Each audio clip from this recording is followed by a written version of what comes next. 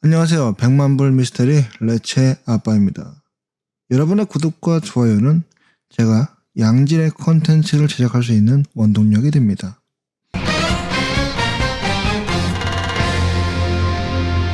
오늘의 이야기는 전두환 전 대통령이 만든 삼청교육대 이야기입니다.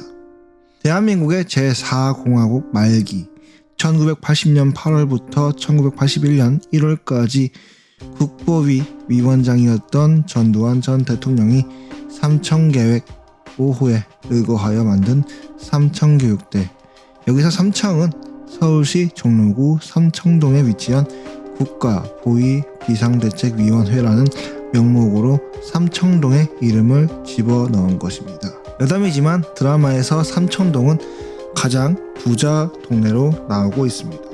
여하튼 본론으로 다시 넘어와서 삼청교육대 설립의 근거 본령이던 1980년 계엄포고 제13호가 2018년에 위법으로 판명을 시키면서 법적으로 무효이며 법치주의를 유린시킨 국가폭력으로 평가받게 됩니다.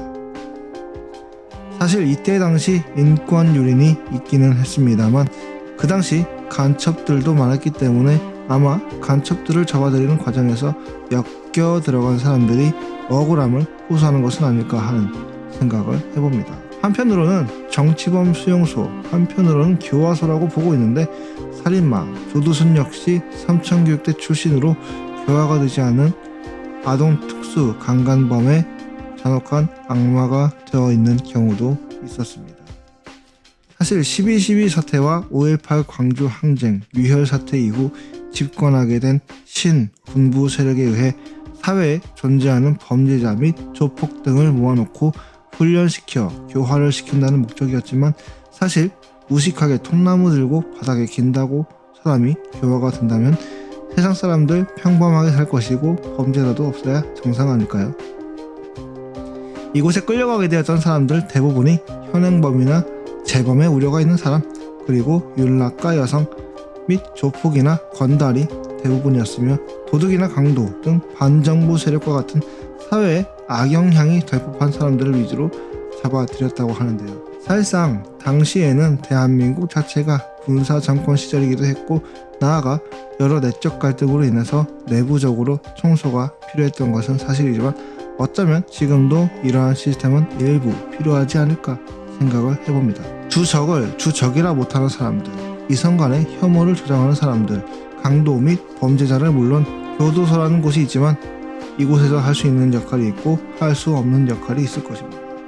과거의 삼청교육대처럼 무작정 사람들을 굴린다고 해서 교화가 되진 않겠지만 당시의 무식한 유격훈련 방식보다는 교육을 통해서 사람을 교화시킬 수 있지는 않을까 생각을 해봅니다. 조선이 망하고 대한제국 이후 대한민국이 생기면서 이승만 대통령, 그리고 박정희, 최규하, 전두환, 노태우 대통령을 거치면서 사회가 발전하였고 김영삼, 김대중과 노무현을 거치면서 IMF, 그리고 세계 경제 위기 속에서 이명박, 박근혜 대통령의 나라 살림, 안정이 있었지만 불과 5년 만에 문재인으로 인하여 나라 빛이 천조 시대가 되어버렸죠. 현재는 그것을 정상화하고자 윤석열 대통령께서 불철주야 고군분투하고 있지만 의석수로 밀어붙이는 야권 세력들로 인해 그것이 쉽사리 진행되는 것 같지는 않습니다.